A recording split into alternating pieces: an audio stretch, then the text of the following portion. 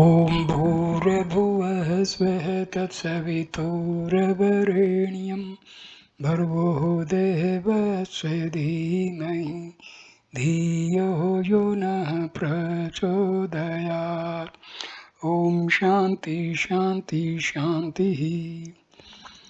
This is second video on Ishavasya Upanishad in the category of detailed explanation of Ishavasya Upanishad.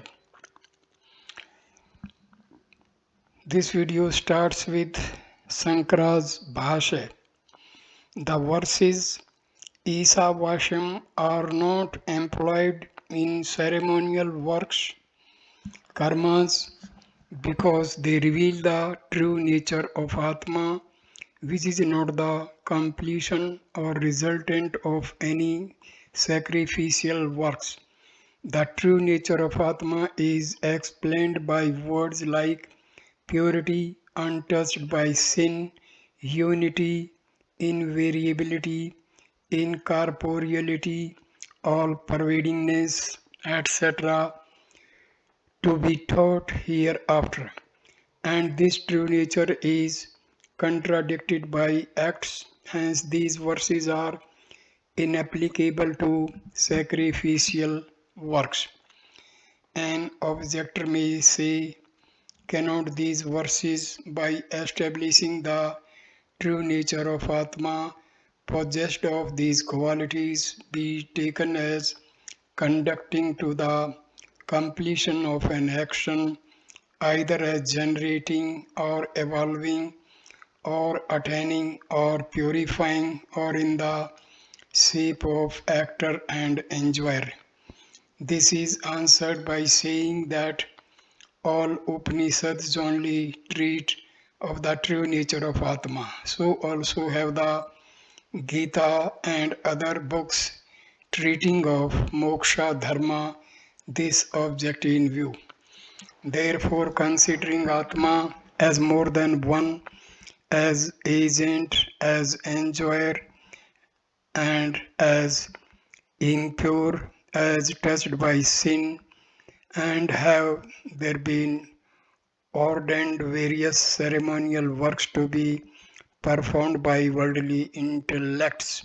He who desires fruits of action, visible fruits like the attainment of Brahma's power, siddhis, etc., or invisible fruits like heaven, and who thinks himself entitled to perform sacrifices by such notions as I am a twice born, I am not born blind or hunchbacked, etc., which disqualify one from performing sacrifices. Such a person should be engaged in sacrificial works. So say those who know the fitness of persons.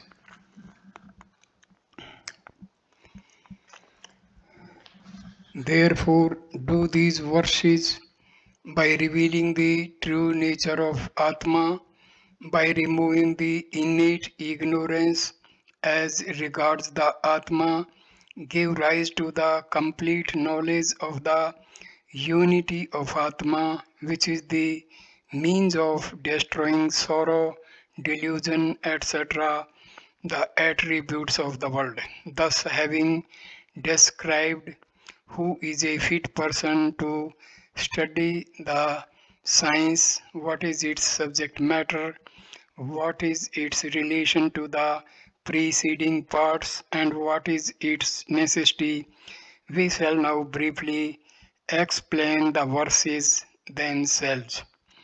Ananta's introduction and solution.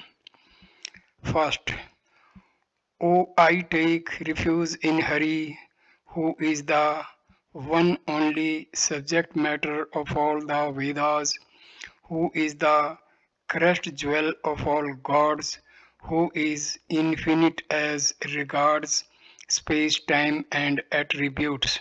2. In this 40th chapter of the Yajurveda is the investigation of the Supreme Self by those transcendental attributes which free him from grief, sorrow, and delusion.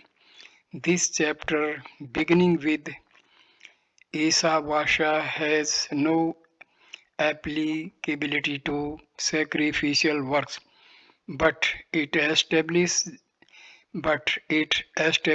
the true nature of Atma by its attributes of purity, unity, untainted by sin, incorporeality, and pervadingness, and the like.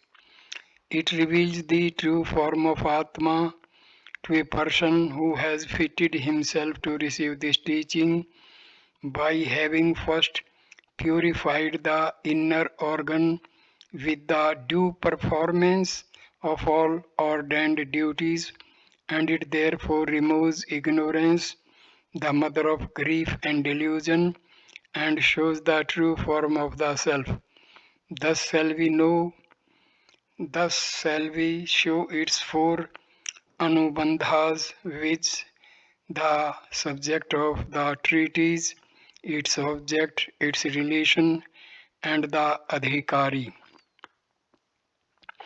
Of the verse Ishavasya, the deity is Atma, the meter is Anustap, and its rishi is Dyadhyan, Atharvan. The seer, with the intention of imparting instruction, addresses the following verses to his son or pupil, seeing that he, the son or pupil, is a fit adhikari by reason of being purified by the purifactory ceremonies of Garbhadhan and the like, has studied the Vedas, has begotten sons, has performed sacrifices according to his means, is free from sin, is free from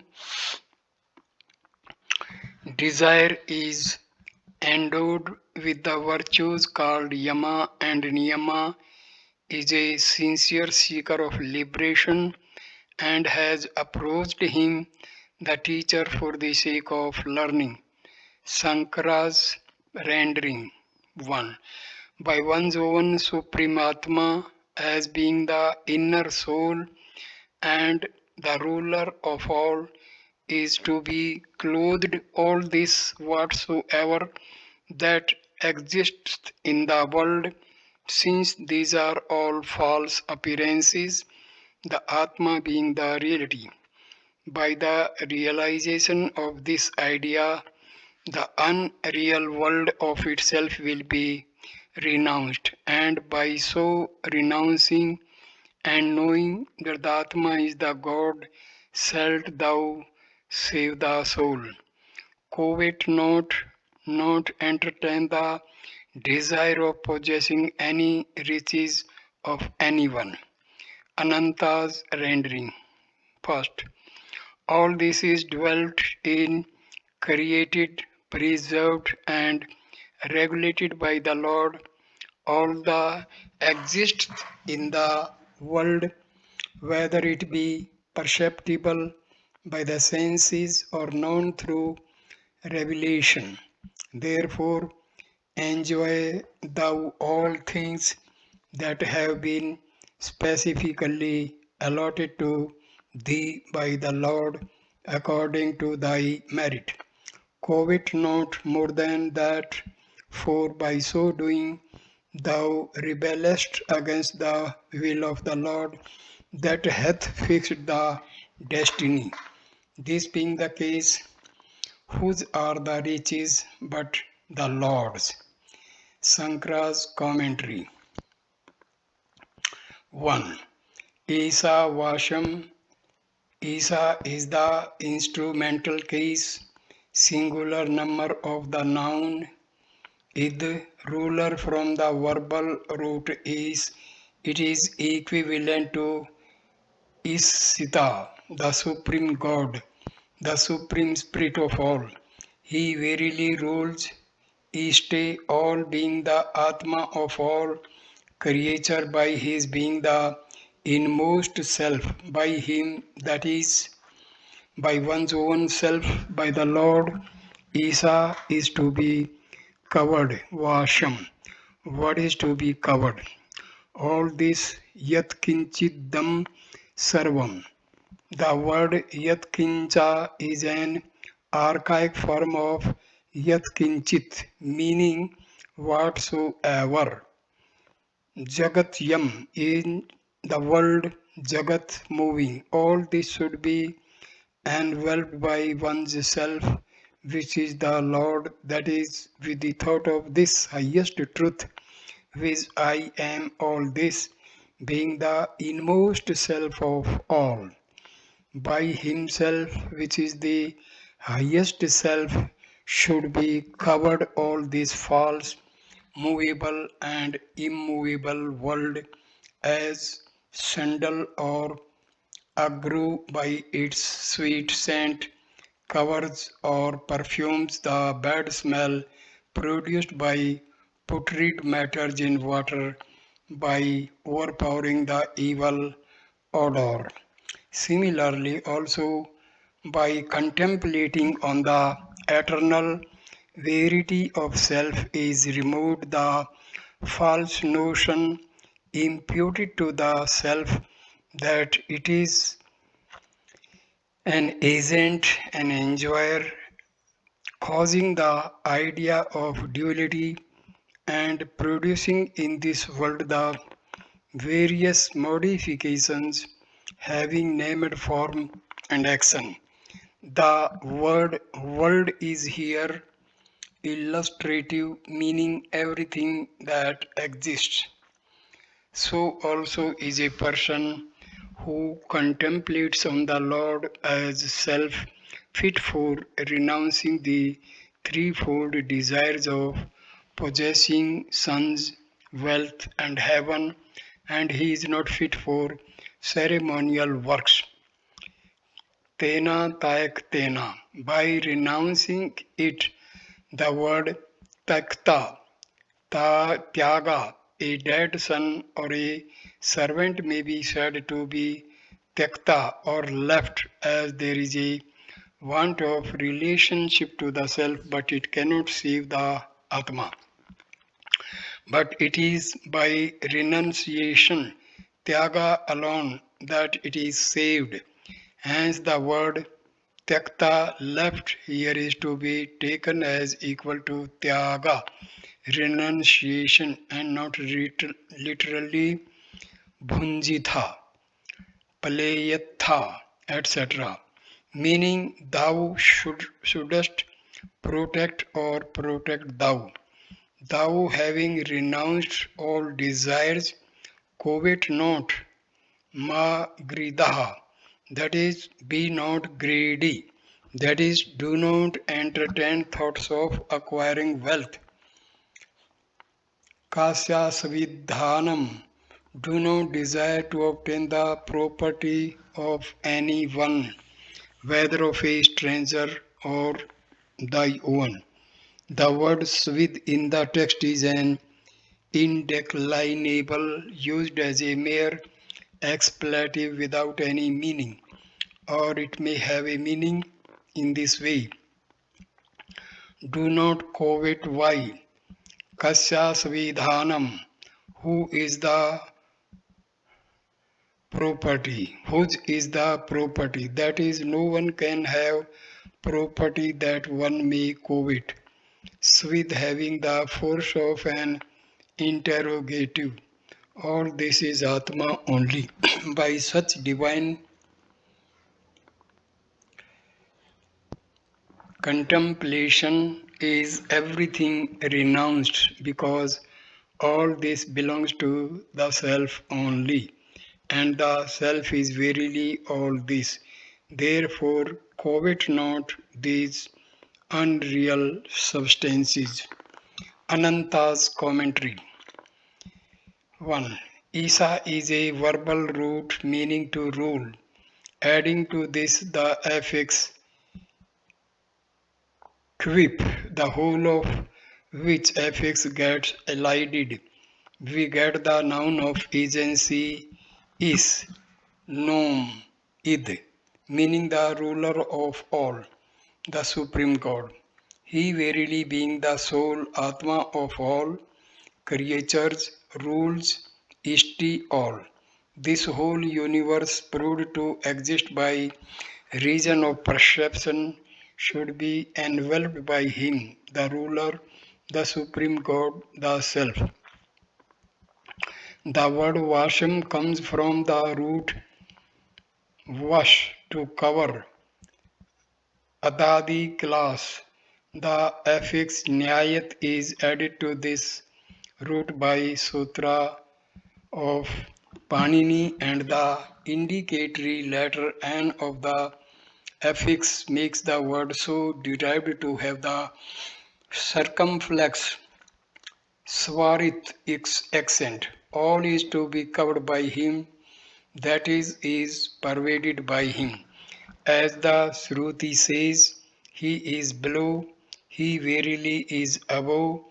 The Narayana stays pervading all this both in and out, and or the word vasham may be derived from the root vash to dwell, bhuadi class, when the meaning will be all this is dwelt in vashitam, that is produced, preserved and regulated by the ruler, the Supreme Brahma. Thus the Shruti says, he from whom all these creatures are born, and by him all that are born remain alive.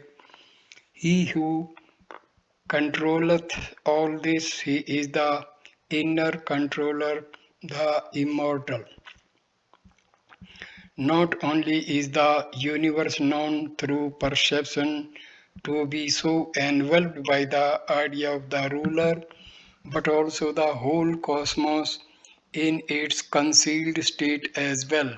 And therefore the text says, Yat kincha, whatsoever, that is, whatever exists in this world, though not perceived but proved to exist by scripture. The sense is that the whole universe, movable and immovable, perceptible or imperceptible, has been created, preserved, and regulated by God.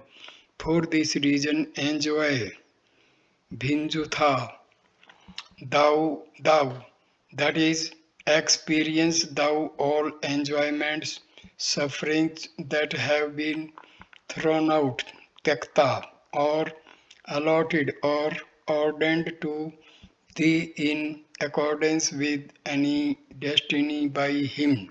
Tena, the God, be not greedy for more than what is so given. The word grihat comes from the root girdhu, to be greedy, to covet, divadi class, that is covet not thou, that is renounce the idea from thy heart. Oh, let me have more than what I have got, because such an idea or wish of thine is abortive, simply because thou art under the control of the Supreme Spirit who has allotted to thy full measure. When this is so, then whose are the riches? That is of no body. The riches all belong to the Lord. The particle swith is interrogative, for thus the Shruti declares, he is the controller of all this, he is the commander of all, he reigns over all this whatsoever that exists. The purport of the whole is that this passion, vairagya, should be cultivated by the thought that the principal giver is God only and not any other living being who is temporarily invested with the proprietary relation or title. Sankara's rendering 2. But if thou art not capable of renouncing, then duly performing merely here these sacrificial works like Agnihotra as taught in the previous chapters, desire thou to live for 100 years. In this way, O thou who cannot conceive thyself to be the Supreme Spirit, but thinkest thyself to be human, wilt thou escape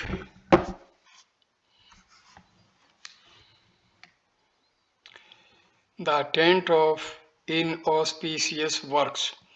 There is no other way of preserving oneself from inauspicious works.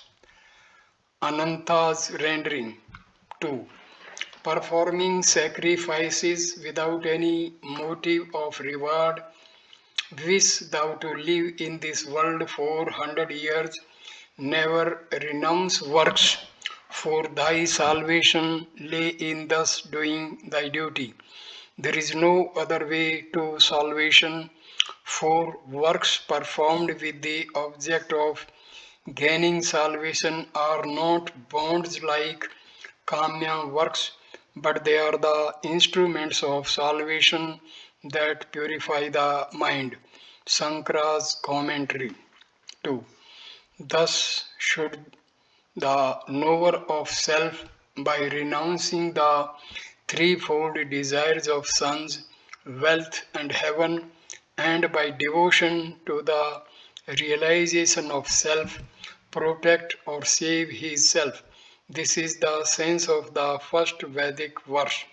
Now, for that other person who, on account of non knowledge of self, is incapable of apprehending or conceiving the self, the second verse teaches as follows: Kurva Veneva, by simply performing the sacrificial acts such as Agnihotra, let him desire to live Jiji Viset for 100 years, Samaha years, for this period has been ascertained to be the average age of man. He who is desirous of living 100 summers verily must perform sacrifices. This is ordained by way of explanation by such methods in thee, Tvai, that is, to thee, O man, who art desirous of living, who imaginest thyself as immortal, from this itaha, that is, whilst engaged in the performance of sacrifices like Agnihotra, from the present method there is no other method by which inauspicious deeds should not besmear and contaminate thee. This is the sense of the words Karmana Nali Payate. Therefore, let him desire to live whilst performing the sacrifices ordained by scriptures from the text of these mantras, which say that by the first verse is taught the devotion to knowledge, jnana for a sannyasi who has renounced all desires, and by the second verse is taught devotion to sacrifices, karma, for one who is incapable of renunciation. To this, we reply by asking whether you do not remember the saying that the opposition between jnana, spiritual knowledge, and karma, sacrificial acts, is as unshaken as a mountain. Here also in this Upanishad is mentioned that he who desires to enjoy life should perform sacrifices whilst renouncing everything by mantling it over with the idea of God. One should save his soul and not covet anyone's wealth. So does the law of sannyasa, renunciation teach, let him not covet life nor death, let him go to a forest. This is a quarter. Thence let him not return. This is the commandment of sannyasa. The scripture tells us also concerning the different fruits of these two, action and renunciation. Thus, in the Taittiriya Upanishad, we find verily these two paths are as old as creation. First, the path of action, secondly, the path of sannyasa, the road of resignation. The renunciation of the threefold desires of these two, the path of sannyasa is the best.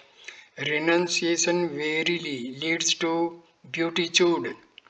Beatitude. So does Lord Vyasa, the Vedacharya, express it as his well thought out opinion to his son. There are here two paths on which the Vedas are based. First, the duty that leads to devotion and action. Second, the resignation of action. We shall show later on the various subdivisions of these two. Ananta's commentary 2. Now, in this verse, the text teaches that the scriptural duties should be necessarily performed in order to obtain purity of mind, chittam. Kurvan, desire thou live for 100 years, that is for the duration of 100 summers, in this world always performing sacrificial works like Agnihotra, which are regular works performed without any special desire, niskama, and are therefore causes of liberation. The word jijiviste is in the third person, but it should be construed in the second person in consonance with the foregoing context, or it is probably in the third person as a respectful way of addressing, equivalent to Bhavan Jiji Visit. May your honor desire to live. The measure of a human life is 100 years, therefore, the number 100 is employed. It is put in the accusative case because it denotes the duration of time wide Panini. The sense is that one should perform the scriptural duties to the utmost of his abilities and should never abandon them. For thus says the Lord in the Gita, let thy right be to perform works only and not to look to their fruits. Be not thou a means to the fruition of works by desiring rewards. Let not thy convictions be towards the non performance of works. So also, he who performeth works like a servant simply to please God without any attachment to those who works by the notions that I am the agent. He is not tainted by works like a lotus leaf which remaineth unwetted in water. Toi is in the locative case in the text, but it is an archaic use, being equivalent to tva, thy sixth case. The phrase evam tvai is an elliptical sentence. There should be supplied the words muktir asti for three for thee, thus performing sacrifices and desiring to live, there is deliverance. The sense is that there is no other method than this by which deliverance can be obtained. As there are various methods of obtaining heaven, and the like. So there are not various methods of attainment of deliverance mukti. The means to it is one only. The purport is that salvation is obtained by the purification of the heart resulting from the performance of works done with the notion that these are all for the sake of the Lord and are all offered to Him. If it be objected, how can works lead to mukti, as works must necessarily fructify in some future time? We reply in the words of the verse, Nakra Mali Payat Neer. Such works do not taint the soul. That is, works done for the sake of salvation, mukti, will not besmear, lipyati, or bind these, O man. The sense is that the effects of karma will not bind thee, even though thou be a man only. When thou performest thy proper duties without any thought of reward, but merely worshipping the Lord, because such works exhaust their force in the act of effecting the purification of the heart, which causeth salvation. For thus is it said, now these two are the ways on which all the Vedas are based, namely the religion of worldly activity and that of cessation of works. Sankara's rendering 3. But those who are engaged in kamya works and thus are slayers of Atma by causing constant rebirth, those ignorant persons on dying go towards the worlds of the asuras, that is, where dwell all selfish, worldly minded souls, regions covered by the dense darkness of ignorance. Ananta's rendering 3. Those who kill their Atma by ignoring its existence fall into the round of transmigration and go to regions covered by the dense darkness of ignorance and are born as those who do not know the Supreme Self. Shankara's commentary 3. Now, this third verse is commenced in order to censor the ignorant. Asuryaha, literally belonging to Asuras. Even Devas are Asuras, so long as they have not realized the state of the Supreme Self, the non duality. The Lokaha or births appertaining to these Asuras, be they Devas or demons, is called Asuryaha. The word nama in the text is an expletive particle. The loka where the fruits of karmas, merits and demerits are perceived, lokayante, or seen or enjoyed is called a loka, that is birth. Andhena by ignorance in which nothing is visible by darkness. Avarta covered. Tan to those births ending with minerals. Pre- Pretya, having left this body, adhikachanti, they go, as is said in the following Shruti Katha Upanishad, some enter the womb again after death for assuming a body, others go inside and trunk according to their deeds and according to their faiths. Ye ke atmanah, who kills the self is called atmanah. Who are such persons? Those who are ignorant. How?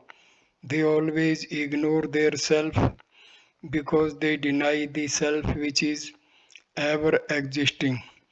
Owing to their guilt of ignorance, the common or ignorant people are called killers of self, for to them the effects and attributes of ever-existing Atma, such as the consciousness of non-decayingness, immortality, are already non-existing or dead. Therefore, owing to the sin of killing the self, are they reborn in the world. Ananta's commentary. 3.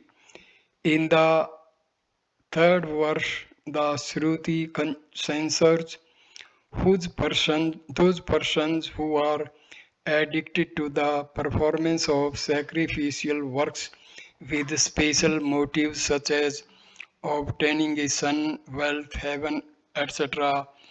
Asurya, those persons who are killers of self, Atma Hana, who kill their Atma by putting it in relation to the chain of transmigration, thus causing continual births and deaths, who are not wise, who are addicted to Kamya works and hence are murderers of their true self. Such on dying Pretya go to those regions Telukan. The word abhi in abhigachanti has the force of direction. Such persons go towards those regions. What are they? The regions appertaining to the asuras, asuryaha asuranam ime. Those who delight Ramante only in physical life asu, which those who are devoted to the nourishing of their lives merely, the ignorant addicted to sensual pleasures are called asuras, life enjoyers. What sort are those asurya regions? They are covered avritaha with blinding darkness, that is dense ignorance. The sense is that such persons, on account of the preponderance of ignorance and not knowing the self, take birth and die again and again. The Lord has said in the Gita, chapter 2, stanza number 51, the wise, renouncing the fruits born of works, being filled with the true notion of the identity of all, becoming free from the bonds represented by births and deaths, even while alive, reach the immutable state. So also, chapter 16, stanza number 16, minds confused by many false allurements, surrounded by the snare of delusion, absorbed in the enjoyment of lusts, they fall into unholy health. Therefore, worshipping God by the performance of duties ordained for the one's particular caste, varna, and state asrama, with proper rites and being purified of internal sins through His grace, he will get vairagya, dispassion, and will know the self and thus will become liberated. This is the sense of this percept. Thus, the following Shrutis also show that the knowledge of Brahma is the only way to liberation. The knower of Brahma attains the Supreme. Knowing Him, thus one becomes immortal even here. These exist no other for this. Thus, thy liberation is assured. There is no other way. What is the nature of that Brahma is explained in the next verse. Verse number 4. Shankara's rendering. The Atma is changeless, motionless, and one in its absolute state, but in the sphere of relativity, it is swifter than the mind. The senses cannot grasp it, it eludes their pursuit, and it goes in advance of them.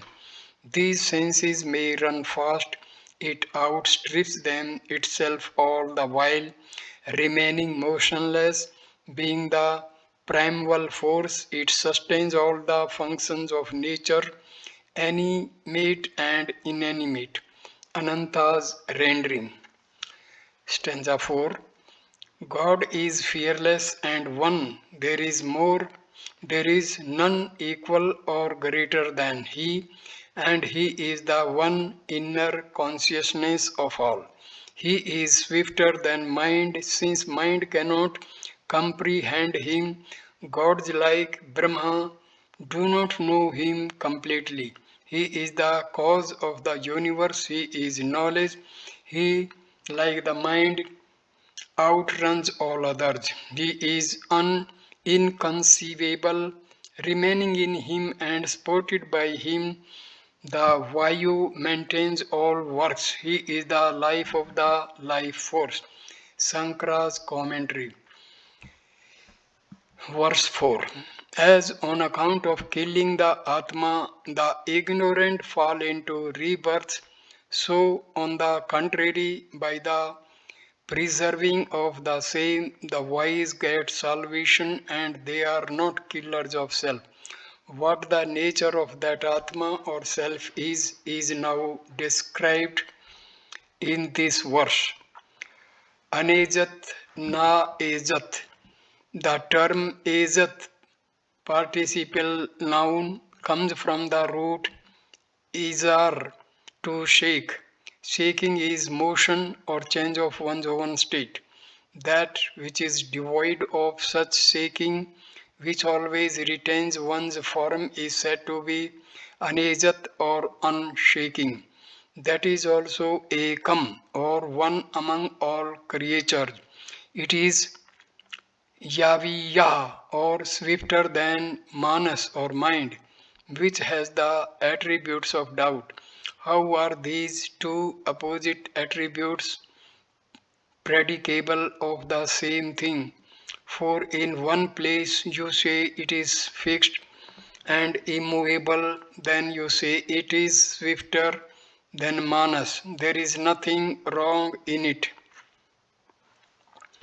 These opposite attributes are to be adjusted by applying them to the Atma in its two different aspects, absolute nirupadhi and conditioned upadhi.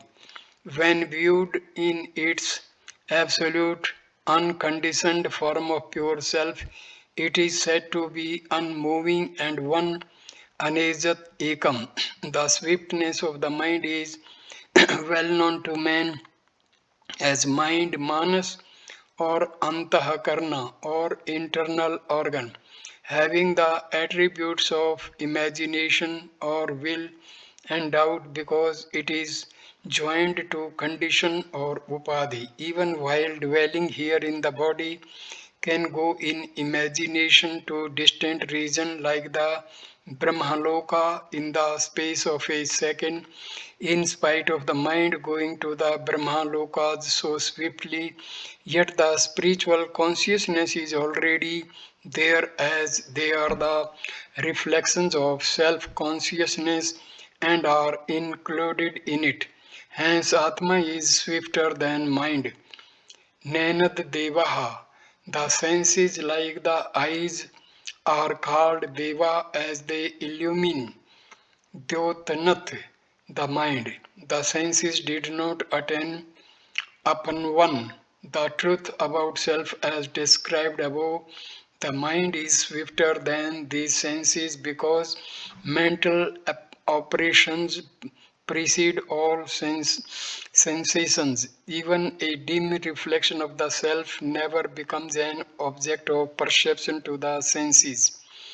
Because of this swiftness, it has gone arshat in advance, even of the mind, because it is all pervading like space. That Atma is all pervading and devoid of all the qualities of the world, and by its own absoluteness, by its own form which is without action, it appears as if it has conditioned all the modifications of the world as seen by indiscriminating dull persons, and being one, it appears as if it is reflected in each body.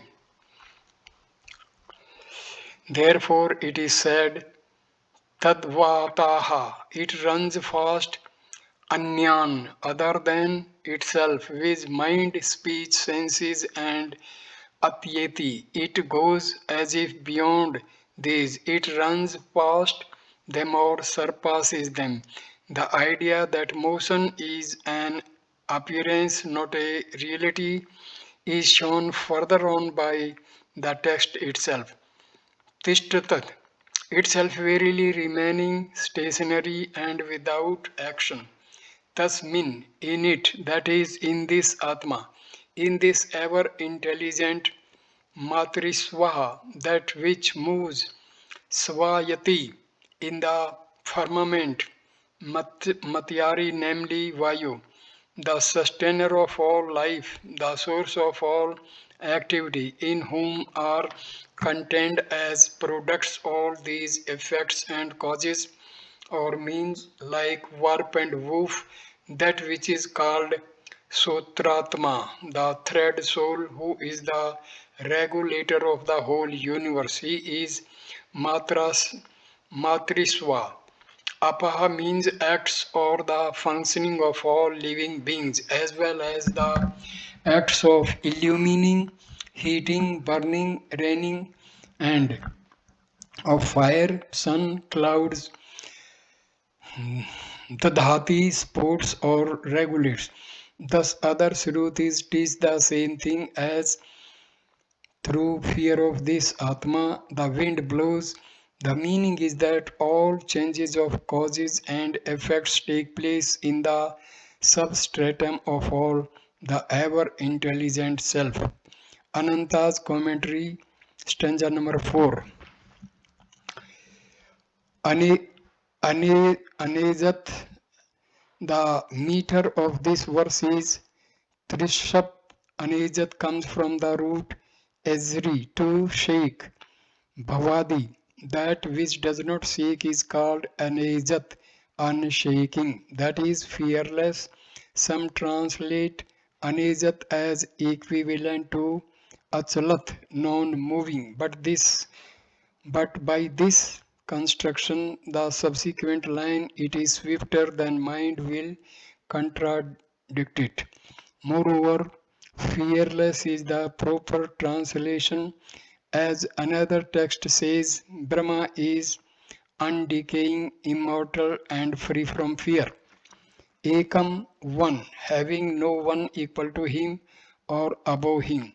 4, says the Shruti in Svetasvatara, there is not seen anything that is either equal to him or above him, or he is one by being the inmost soul of all, and hence called Vijnana Ghana, consciousness as if solidified, that is all sentiency.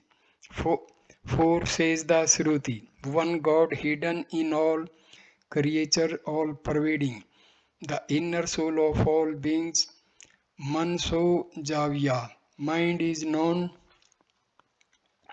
to be swift. He is swifter than mind even. He who has swiftness is called Javavat. He who has a greater swiftness is called Javiyaha. The affix Vat Matap is allied when the comparative affix Sun is added. See Panini. The swiftness of the mind is seen from the fact that remaining in the body, it can travel in imagination to the remotest region of the Brahmaloka.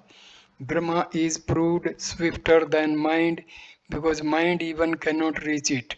Moreover, gods like Brahma and the like did not reach this Brahma. That is, they did not completely comprehend the nature of Brahma. According to some, the word Deva means the senses, it being derived from Devatman, that which illumines the senses like the eye do not reach him, that is, cannot make him manifest. This explanation is useless as it is contained in the saying that mind even cannot reach him. When mind, the synthesis of all the senses, cannot reach him, it follows as a necessary corollary that other senses also cannot reach him. Purvam, he is the first being the cause of the whole universe, as the Shruti declares, from whom all these creatures are born. Arshat comes from the root rish. To go, gati in Sanskrit means knowledge also. Therefore, it means knowledge. Thus declares the Shruti. Brahma is truth, knowledge, and infinity.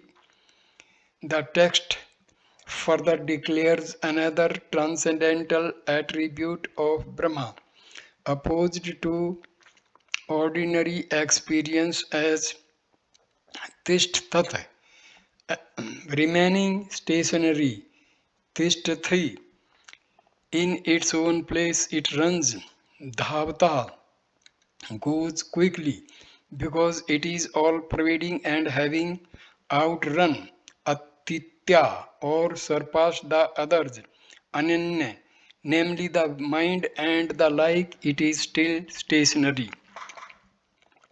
In other words, its powers are inconceivable. Further, Matriswa or Vayu, the force current so called because they grow or move about Swayati in the firmament, Matri, the mother space.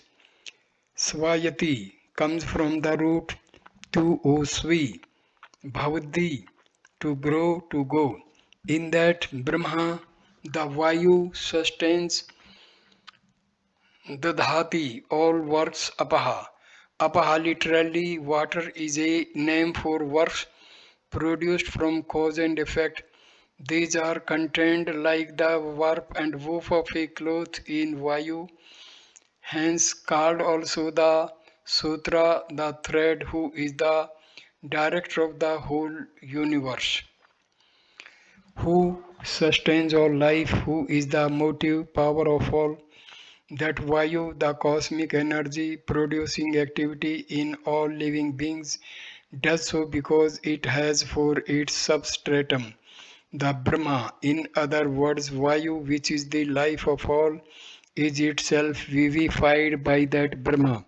For thus says the Shruti, through his fear blows the Vayu, or the meaning may be that Apaha means that by which are obtained apyante, pleasures and pains through works. It is derived from the root apnoti by adding the affix kvip, before which the long a is shortened. In him, Brahma are placed dadhati by Matriswa or Vayu, all works like sacrifices, fire offerings, etc. That is, the works of all creatures are consigned to Brahma or stored up in it. Thus, by the following mantra of the Yajurveda, Deva Gatu Vido Gatam Vitva Gatu Mita Manaspata Imam, all works are primarily consigned to Vayu or cosmic energy in its differentiated and homogeneous forms, and the Vayu in its turn consigns all those works to Brahma. Therefore, Brahma is the supreme substratum of all works like sacrifices, fire offerings. Sankara's rendering stanza number 5. It moves, that is, appears to do so. It does not move as a matter of fact. It is far off, that is, to those who are ignorant, and it is also near, that is, to the wise. It is inside of all, and it is outside of all, that is, all pervading. Ananta's rendering. Stanza 5. He seeks the guilty, he gives peace to the virtuous, he is far away from the unwise, he is near to the wise, he is inside of all this world, and he is even outside of it. Or God, as manifested in nature, moves as all animate creation, yet he does not move, being mountains and hills. He is far away as sun and stars. He is near as the earth. He is within all as the Antaryamin. He is outside of all as Akasha. Sankara's commentary, stanza 5. There is no tautology in the sacred hymns, being a well-known maxim. The sense of the above verse is again repeated in this verse. Tadejati, that self Atma which has been described above, Ijati moves tad, and that verily Naijati does not move from itself, the sense being itself immovable, it appears as if it moves. Moreover, Tadadhre, it is far away, it is as if far away, because it cannot be approached even in hundreds of millions of years by the unwise. Tadvantike. This word is composed of three words. Tad yo antike. It is verily near. Not only is it far away, but it is near because it is the ultimate self of the wise, nearest and dearest to them. Tadantarsya sarvasya. It is the inmost of all these. As another Shruti says, that Atma which is in the interior of all this universe having name, form and activity, tadyu, that even is outside, vyahataha, of all this universe on account of its all pervadingness, like space being extremely subtle, it is in all. On account of its pervadingness, it is outside of all, and owing to extreme subtlety, it is inside of all. Then it cannot be always one unchangeable essence. To remove this doubt, the commentary says it is always constant because another Shruti teaches it is as if a solid mass of consciousness with no room inside or outside. Ananta's commentary. Stanza 5. These mysteries are not grasped by the mind by being told once only. Therefore, the purport of the last verse is again repeated in this mantra. Tad, the meter is anustup. That above described Atma moves or shakes and does not move or shake. By itself it does not fear because it is fearless, but owing to dullness of vision it appears as if it shakes with fear. Or the verb azati may be taken in its causative sense equal to ajayati. He shakes the evil doers with fear, and so also he does not shake the doers of good deeds with fear.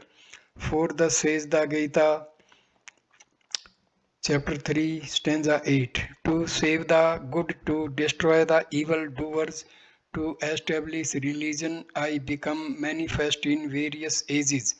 Moreover, he is far off in a distant region, and he verily is near because he is all pervading, or he is far away because the unwise do not reach him even in tens of millions of years, and thus he appears as if he is far away. He is near because by being reflected in the hearts of the wise, he is as if he was near. He is not only far and near, but he is even within all this universe, consisting of name, form, and action, and he is even outside of all this because he is all pervading like space, akasa or ether. 4 says the Shruti, the God stands pervading all inside and outside. Or this verse is capable of another interpretation. In the previous verse, Brahma was described as cause. In this, the same is described in its effects. Thus, the Atma moves, that is, whilst existing in the form of living creatures, it moves. It also does not move whilst existing in the form of inert matter. It is far off as existing in the form of suns and stars. It is verily near as remaining in the form of earth. He is within all this animate creation in the form of the inner controller. For thus says the Shruti, he who dwelling in intellect, Vijnana is within intellect, whom intellect does not know, whose body is intellect, who from within rules intellect is thy soul, the inner ruler, the immortal. He Brihadaranyaka Upanishad. He is outside of all this universe because he exists in the form of time. As says the Shruti, the Purusha in the form of all devouring, time exists in and out of all. The sense is that all the infinite, animate and inanimate creation is Brahma only. A person who worships this does not, after death, proceed by the path of light as the others do, because he even here has obtained Brahma. He attains Brahma, says the Shrutis. Tadvantike is compound of Tad, U plus Antike. The U is aprikta and ought not to be compounded according to Panini, but the composition takes place by the rules of Pratisahya. So at this stage I assume this video is concluded. Thank you for watching this video. Next video will start with Shankara's rendering of stanza number 6. Thank you. Namaskar.